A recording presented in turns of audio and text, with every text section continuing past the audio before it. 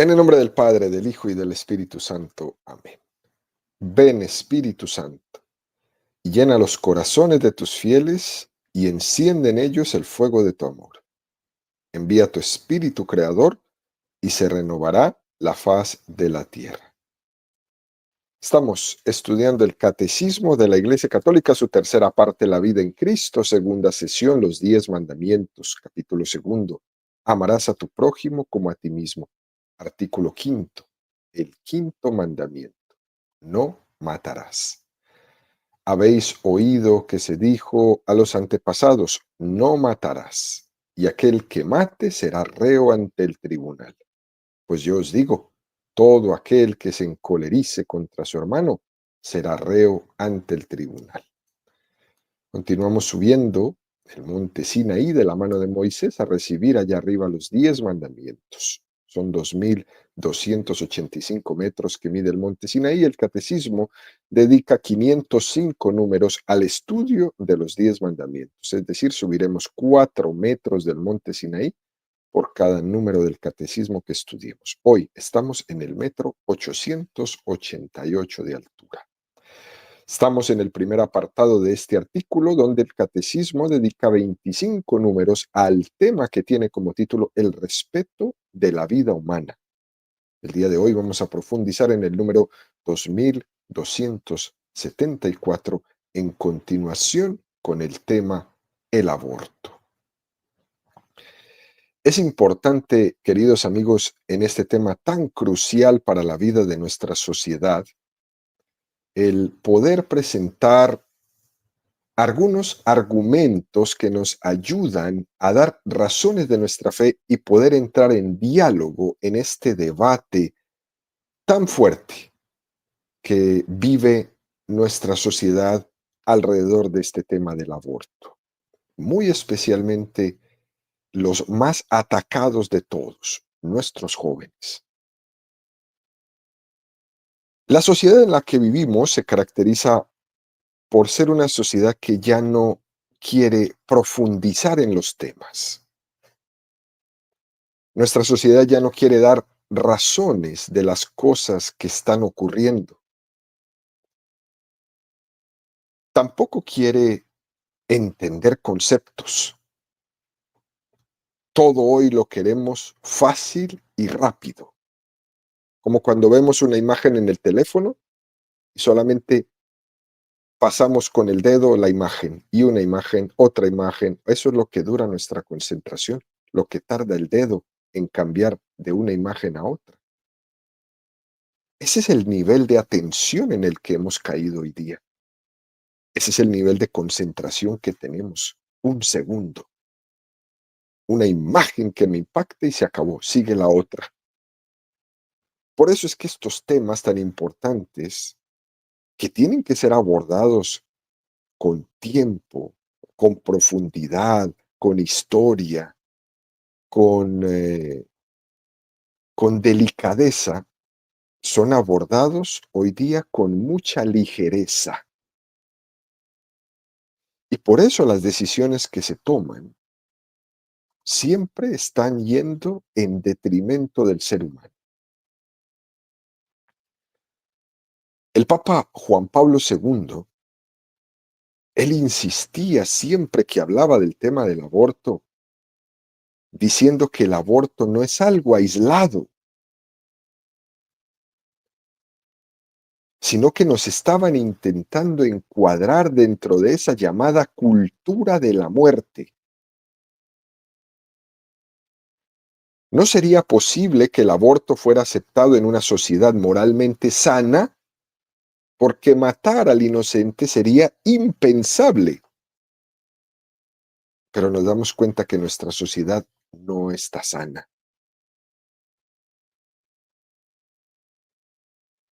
Al aborto le ha precedido la anticoncepción.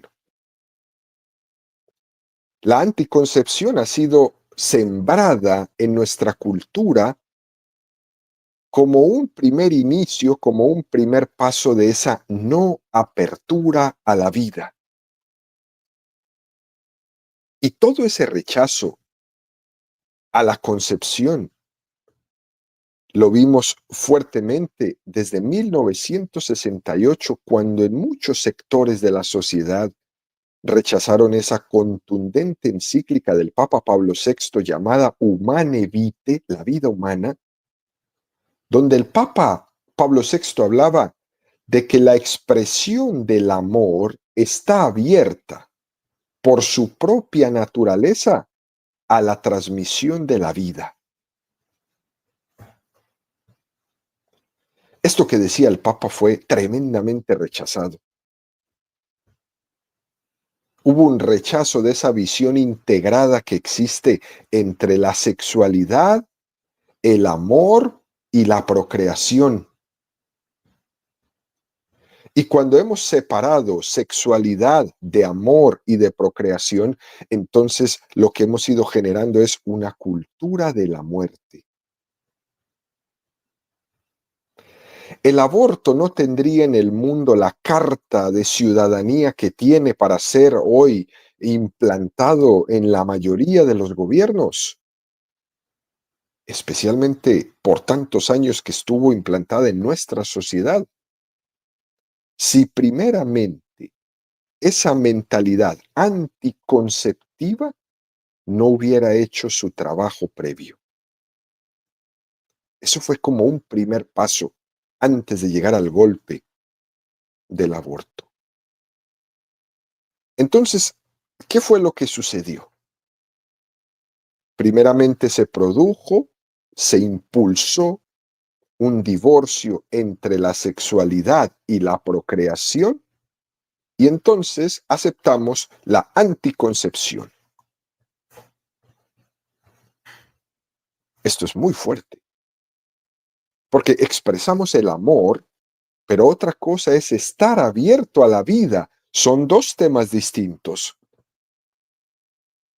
Y ese divorcio entre sexualidad y procreación comenzó a elaborar una cultura de la muerte, una no apertura a la vida. Y lo que ocurrió es que al poco tiempo se dispararon los divorcios. Y entonces entramos en una mentalidad de disgregación. Lo que Dios ha querido que esté unido en el acto del amor humano, sexualidad, amor, procreación, afectividad, todo eso que debe de estar unido, el pecado lo disgrega. Fíjense cómo hay toda una cadena, ¿eh? Anticoncepción, divorcios, aborto, y sigue. La gracia nos une, el pecado nos disgrega. Por tanto, del divorcio entre sexualidad y procreación, la consecuencia fue el divorcio en una ruptura matrimonial.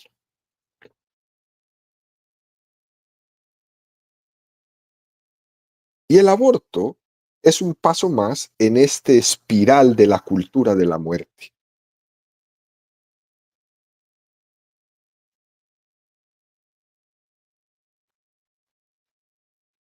La anticoncepción es hacer el amor sin hacer el niño. La fecundación asistida es hacer el niño sin hacer el amor. El aborto es deshacer el niño y la pornografía es deshacer el amor.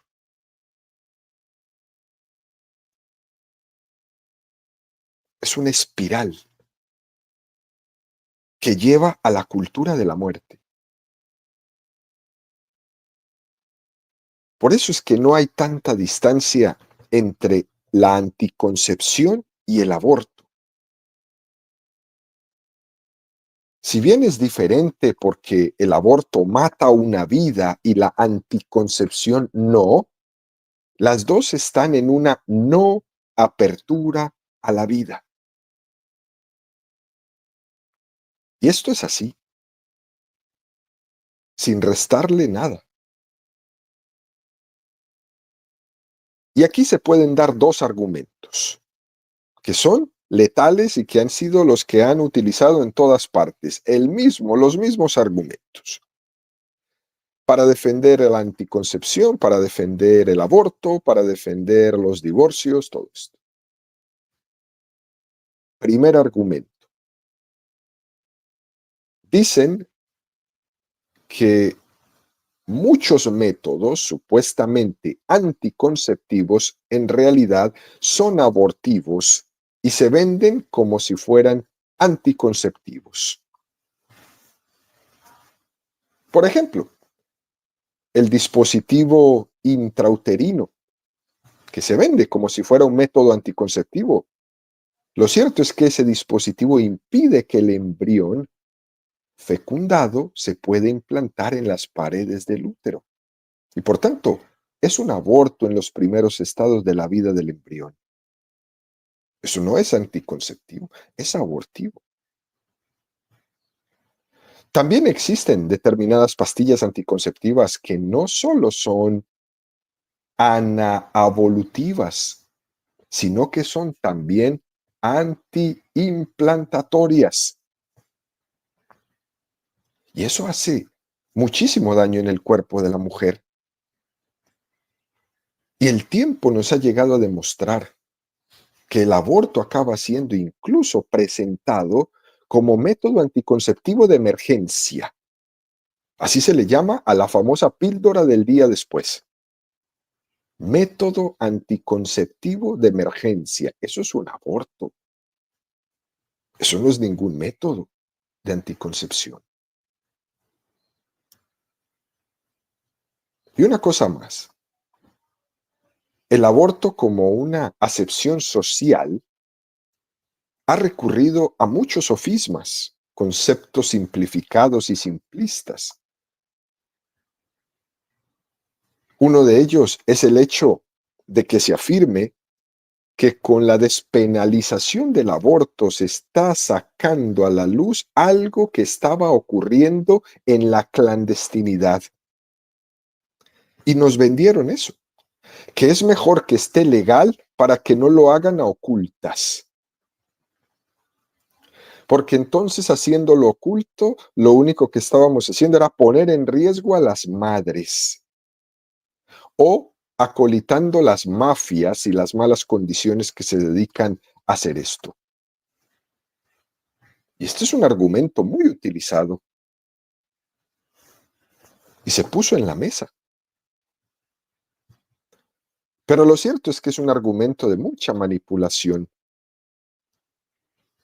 hasta el mismo punto que se ha recurrido a dar datos falsos para darle veracidad a este argumento. ¿Cuántas veces en la política han utilizado mentiras sobre los números para disculpar este argumento? Decían que no se podía tapar la realidad, sino que había que regularla. Y llegaron a dar datos enormes de millones de abortos clandestinos en un año. 300,000 abortos clandestinos en un año. Imagínense qué número. Cualquiera que hiciera las cuentas podría caer en cuenta de que todas las mujeres con números así estarían abortando.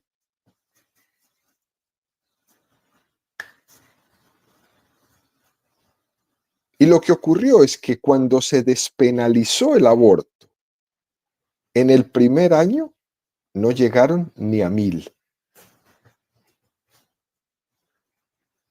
Si supuestamente en la clandestinidad se habían tenido unos 300,000, es difícil entender las cuentas. Y lo mismo ocurrió con el divorcio. Se había hablado de que habían millones de personas esperando a divorciarse y que era una realidad que no se podía tapar en nuestra sociedad. Al legalizar el divorcio, en los primeros 2 años hubo un número ínfimo de divorcios.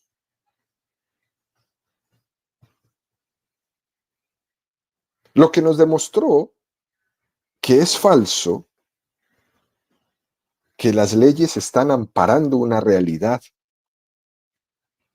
Y nos dimos cuenta que más bien lo que estaban haciendo era provocando una realidad artificial. Algo parecido ocurre con los medios de comunicación. Los medios justifican el tipo de programación violenta, heroica, erotizada, diciendo que ellos recogen la realidad social.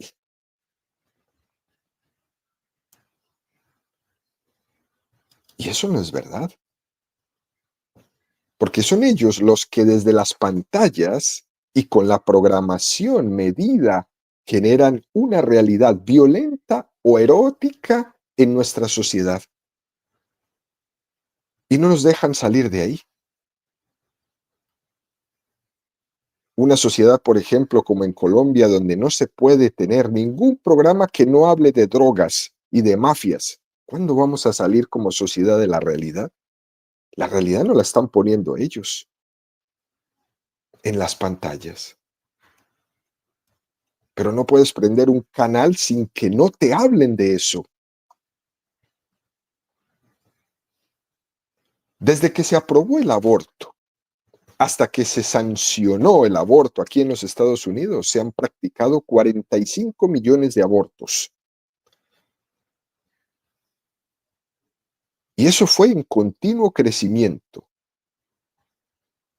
que curiosamente ha coincidido en estos años en los que se han promocionado tremendamente los métodos anticonceptivos. Por tanto, no es verdad que sean los métodos anticonceptivos la alternativa al aborto, porque lo que se ha visto es un crecimiento exponencial en los abortos y al mismo tiempo en los anticonceptivos.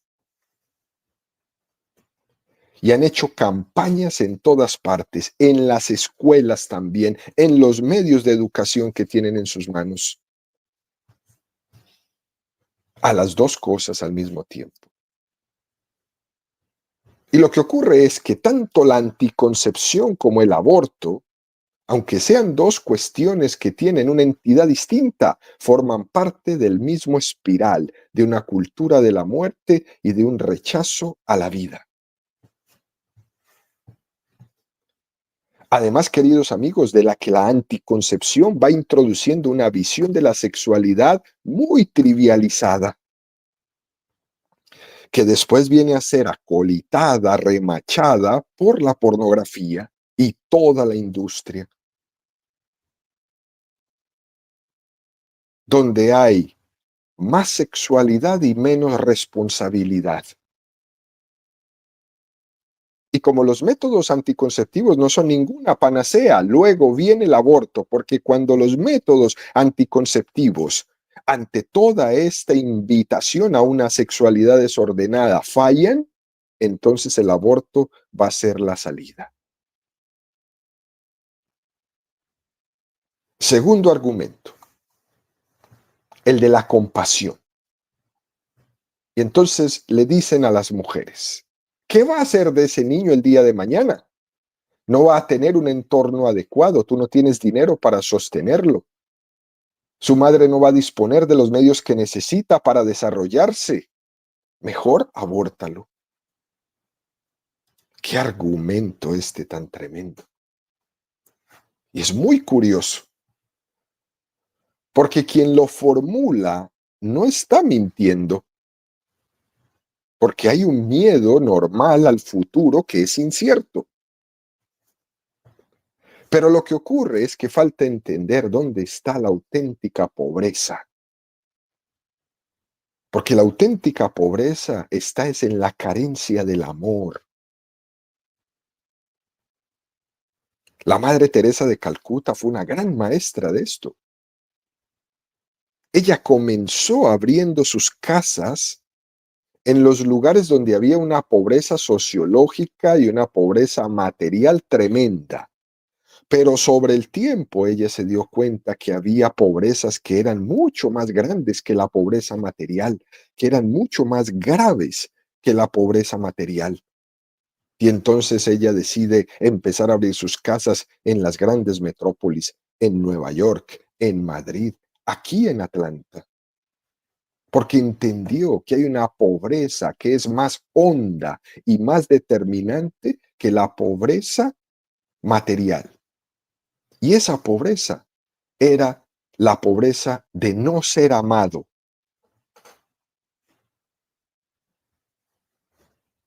Por eso el niño abortado no fue amado. Y esa sí es una terrible pobreza. Recurrir al argumento de que este niño no va a tener los medios económicos en la vida es un engaño muy grande. Es una cultura de la muerte, de no aceptación de su vida. Le estoy condenando a la mayor de las pobrezas, que es no darle la oportunidad de ser amado. Y lo mato. Y este argumento se ha intentado en todas partes, se ha intentado usar para que aprueben las leyes del aborto en todas partes, bajo el concepto de esa supuesta necesidad social. Es decir, en vez de darle los medios a la madre para que pueda dar curso a la vida que lleva dentro, se usan esos mismos medios para ayudarle a abortar. Es una barbaridad. Fíjense ustedes, queridos amigos, cuando los bancos tienen riesgo de quebrar, les damos todos los millones de dólares que necesitan para ser rescatados. El último rescate costó 700.000 millones de dólares. Y a una madre que quiere tener a su hijo y que tiene problemas económicos, lo que hacemos es facilitarle el aborto. Es una barbaridad. Y esto está ocurriendo a nivel internacional. Muchos organismos internacionales ligados a la ONU están haciendo depender las ayudas económicas internacionales a los países pobres si tienen esterilizaciones masivas de sus mujeres. Si quieren subvención económica internacional, tienen que esterilizar a 100.000 mujeres. Y si esteriliza a 200.000, tendrá más subvención. Y así están las cosas. Luchamos contra la pobreza acabando con los pobres. Muy curioso. Y estos argumentos se van infiltrando en nuestras familias, hasta el punto de que terminamos nosotros mismos diciendo, mejor que no nazca ese niño porque no va a tener con qué ir a la escuela. No va a tener los medios económicos por los cuales va a poder salir adelante. Y yo me pregunto, ¿es que alguno de nosotros, alguno de los que me están escuchando, tenía los medios económicos garantizados en el momento de nacer? Es que su mamá nació en una cuna de oro donde tenía todo para que usted tuviera garantizado el mañana. ¿O es que no fuimos el fruto de mucho esfuerzo, sacrificio, abnegación de parte de nuestros padres para conseguir lo que no tenían para darnos la subsistencia a nosotros? Y si mi mamá pudo, ¿por qué otra no puede?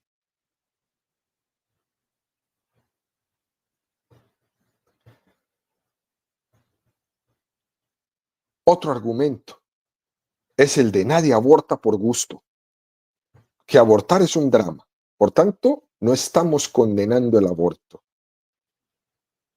Imagínese usted. Y es evidente que nadie aborta por gusto. Tampoco nadie roba por gusto. Pero ese no es el tema. La cuestión no solo hay que llevarla a una cuestión subjetiva. En nuestro debate tenemos que dar margen a la objetividad, a lo que está sucediendo. Si hay un valor objetivo a defender, tiene que tener una protección jurídica. Es un absurdo que alguien tenga derecho a heredar un trono estando en el seno de su madre y sin embargo no tiene derecho a la vida. Imagínese usted. Se podría dar el absurdo de que alguien antes de nacer en el seno de su madre tenga derecho a heredar un reino y sin embargo no tenga derecho a la vida, porque legalmente la ley permite a su madre que lo elimine antes de nacer con el aborto. Porque decir, yo no estoy a favor del aborto, pero a nadie se le puede obligar, eso es un subjetivismo tremendo. Si aplicamos ese mismo argumento a todos los valores morales, no habría ningún valor que tengamos que proteger. Si hay un valor, el valor tiene que ser protegido. De lo contrario, queridos amigos, ¿para qué tenemos leyes? Sobrarían todas. Si hay un valor, ese valor tiene que ser protegido.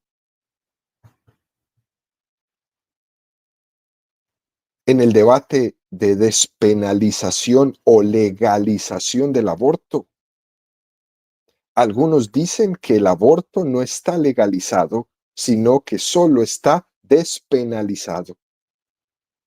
Pero en la práctica, el aborto no está despenalizado, está legalizado hasta el punto de que hemos sido testigos durante muchísimos años de cómo se ha protegido y se ha blindado, por ejemplo, las clínicas abortistas, las campañas abortistas a nivel nacional y a nivel internacional, la cantidad de millones de dólares que se destinaban a todas estas clínicas y organizaciones mundiales que se dedicaban al aborto. Ahí está la prueba.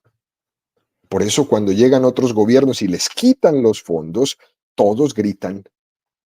Porque hay muchísima gente en muchas partes del mundo que vive, goza y gasta de la muerte, del sembrar en nuestra cultura, en nuestra sociedad, la muerte, el aborto. Luego nos presenta el catecismo el número 2274 que dice: puesto que debe ser tratado como una persona desde la concepción, el embrión deberá ser defendido en su integridad, cuidado y atendido médicamente en la medida de lo posible como todo otro ser humano. Es un número precioso este, ¿no? El embrión es un paciente. Y gracias a Dios los avances de la medicina clarifican mucho más las cosas y nos dan la claridad de los conceptos que tenemos que defender. El embrión es un ser humano. El hecho de que hoy en día haya llegado a ser una operación de médula espinal en el niño antes de nacer nos da un tremendo respiro. Poder operar al niño en el seno de su madre, operarle su corazón, por ejemplo, como un paciente distinto de la madre, pues nos da un respiro tremendo de que esa criatura que está ahí es diferente, es otra cosa diferente de la madre. Ese avance de la medicina nos recuerda que el feto no es la mamá, es un sujeto independiente, indistinto de la madre,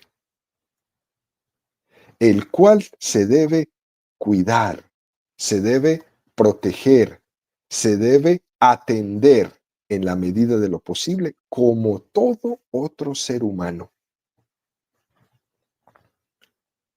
De tal forma que el médico, cuando atiende a una mujer embarazada, está atendiendo a dos pacientes diferentes. El embrión humano no puede ser manipulado para nada que no sea para su propio bien. Por eso la iglesia se opone directamente a que se estén sacrificando embriones humanos para obtener de ellos, por ejemplo, las células madres embrionarias, estas que se hablan, y que lastimosamente hoy ya se está descubriendo que las células madres embrionarias, aparte de ser algo inmoral, se ha visto que no son útiles para ninguna función terapéutica, porque las células madre embrionarias generan tumores que son incontrolables, además de que son un acto inmoral.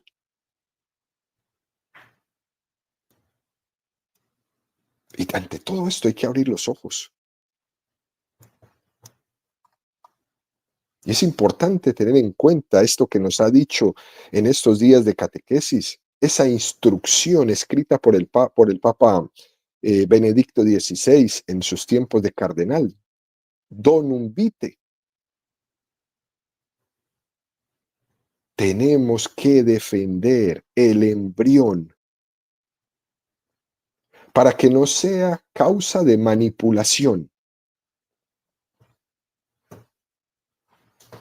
Un diagnóstico que atestigua la existencia de una malformación o de una enfermedad hereditaria no debe equivaler a una sentencia de muerte. Ese diagnóstico prenatal que se le hace a la mujer que está en embarazo, lastimosamente en nuestra sociedad muchas veces es cómplice del aborto. Si nos hacemos el diagnóstico prenatal y es nuestra intencionalidad ver si el niño, como dicen, viene bien o viene mal, entonces hay que poner mucho cuidado porque posiblemente podemos ser víctimas del aborto. Porque si me dicen que el niño viene mal, entonces me van a empezar a presionar para que lo aborte. Si el niño tiene síndrome de Down, si el niño tiene una parte que le hace falta, y entonces me empiezan a presionar para que lo aborte.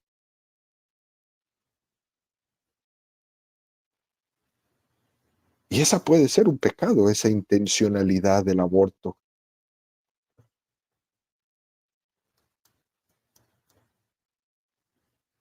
¿Y cómo se presiona a las familias? Tenemos que tener mucho cuidado con esos diagnósticos y con su intención. Porque esos diagnósticos al final, ¿para qué se hacen? Quizás por curiosidad,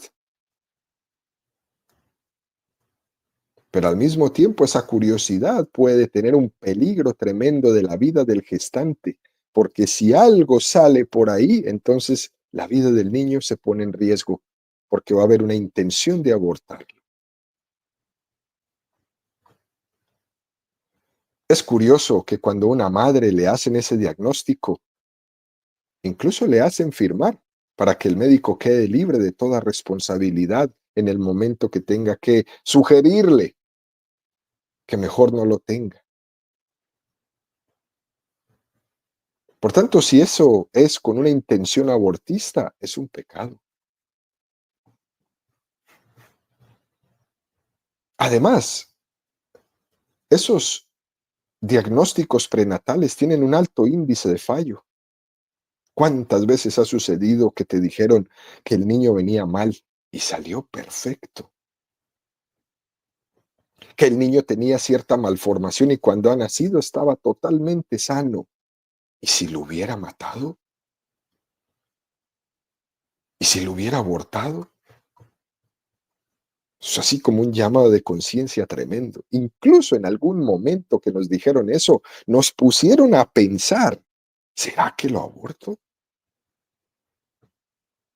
Qué tremenda responsabilidad, ¿no? Abrumadora. Y eso está ocurriendo constantemente. Por tanto, en conclusión, queridos amigos, Ya continuaremos con este tema en las siguientes catequesis. Un niño con síndrome de Down tiene tanto derecho a la vida como nosotros. Además, es una referencia que nos recuerda a todos lo que es la gratuidad de la vida, que la vida es un don por sí misma y no por una utilidad o un pragmatismo, que la vida tiene su razón de ser porque amamos y somos amados y no por la utilidad que vayamos a tener de ella, que darle la vida a un ser es expresarle que lo amamos.